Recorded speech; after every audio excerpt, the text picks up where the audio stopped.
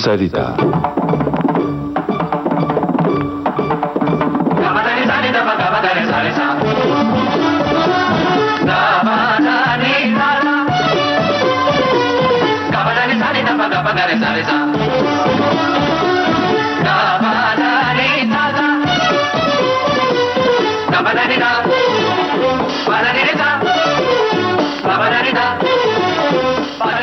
प्रहार युक्त एकल तंत्री वाद्य।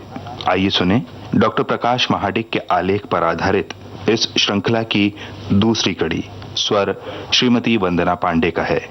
आकाशवाणी के रायपुर केंद्र की इस भेंट को प्रस्तुत किया है इला शंकर गुहा ने। आधुनिक काल में सितार वाद्य अपनी मधुरता के कारण संगीतज्ञों के अतिरिक्त जनमानस में भी लोकप्रिय हो चुका है। विकसित वादन शैली के कारण सितार ने भारत में ही नहीं बल्कि पूरे विश्व में अपना विशिष्ट स्थान बना लिया है। ये कहना अनुचित नहीं होगा कि भारतीय संगीत का विदेशों में प्रचार प्रसार और गौरव बढ़ाने का बहुत कुछ श्रेय सितार वाद्य को है। सितार वाद्य की उत्पत्ति कब, कहां और कैसे हुई, ये पिछले 100 वर्षों से संगीत जगत में अन्वेषण का विषय रहा। इसकी उत्पत्ति के संबंध में कई विभिन्न मत हैं। कुछ लोगों की राय है कि सितार की उत्पत्ति समुद्रगुप्त के काल में हुई। कुछ जानकार सितार की उत्पत्ति चित्रा एवं परिवादिनी वीणा से मानते हैं।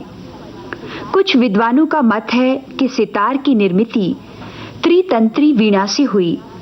कुछ गुणीजनों का विचार है कि सितार एक विदेशी वाद्य है, जबकि कुछ चिंतकों का चिंतन है कि सितार के आविष्कारक 13वीं शताब्दी के अमीर खुसरो हैं, जबकि कुछ संगीतज्ञों का मानना है कि सितार का आविष्कार सदारंग के छोटे भाई खुसरो खां यानी फकीर ने किया। वैसे समुद्रगुप्त काल में नौका के आकार की वक्राकार वीणाएं दिखाई देती हैं। यद्यपि चित्रा और परिवादिनी वीणा में 7 तार होते थे, किंतु वे वीणाएं भी नौका के आकार की वक्राकार वीणा ही थी और उनमें पर्दे नहीं होते थे। त्रितंत्री वीणा में भी पर्दे नहीं लगाए जाते थे। सितार विदेशी वाद्य भी नहीं हो सकता, क्योंकि चिकारी, पर्दे, चपटा, घुड़च और विशेष प्रकार का अंडाकार तुम्बा ये सब भारतीय वाद्यों की ही विशेषताएं हैं। 13वीं शताब्दी के अमीर खुसरो को सितार की उत्पत्ति का श्रेय इसीलिए नहीं दिया जा सकता क्योंकि उन्होंने अपने साहित्य में संगीत की पर्याप्त चर्चा तो की है, किंतु सितार का कहीं भी उल्लेख नहीं किया। जबकि उस वक्त के कवि अपनी शायरी में अपने कारनामों का जिक्र अक्सर करते थे। आईनाए अकबरी और राग दर्पण ग्रंथ भी इस संबंध में मौन हैं। सदारंग के छोटे भाई खुसरो खां यानी फकीर को भी सितार का आविष्कारक नहीं मान सकते, क्योंकि सन 1550 से 1560 के मध्य रचित संगीत पारिजात ग्रंथ के अनुसार 2 प्रकार के तंबूर प्रचलित थे तथा ईस्वी सन 1789 से 1804 की मध्य रचित राधा गोविंद संगीत सार ग्रंथ में स्पष्ट रूप से लिखा है कि निबद्ध तंबूर को लोक में सितार कहते हैं। अतः स्पष्ट है कि इस लोकवाद्य सितार का शास्त्रीय संगीत में पदार्पण हुआ। 18वीं शताब्दी में रचित मीराते दिल्ली और नादिराती शाही में सितार की चर्चा मिलती है। सितार का आविष्कारक कौन है ये कहना संभव नहीं है, किंतु पुष्ट प्रमाणों के आधार पर इतना अवश्य कहा जा सकता है कि 17वीं शताब्दी में इसका प्रचलन भारत में हो चुका था।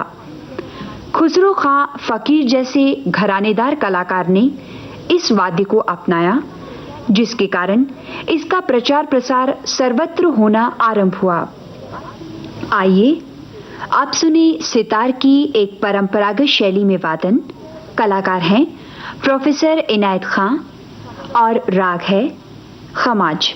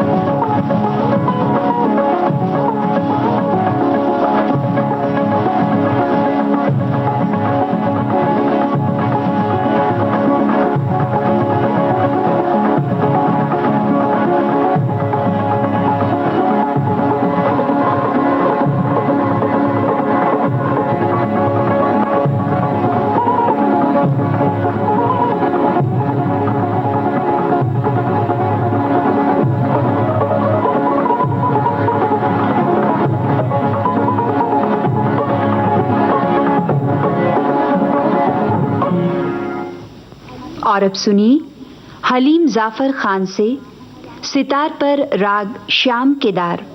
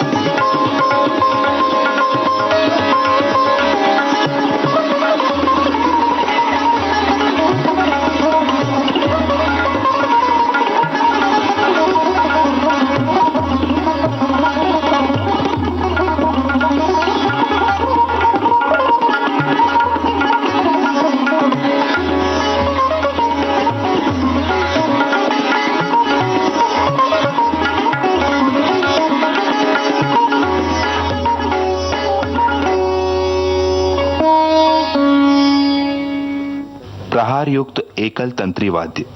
अभी आप आकाशवाणी के रायपुर केंद्र के सौजन्य से प्राप्त इस श्रृंखला की दूसरी कड़ी सुन रहे थे। श्रोताओं, ये श्रृंखला हमने विविध भारती के संग्रहालय से प्राप्त की।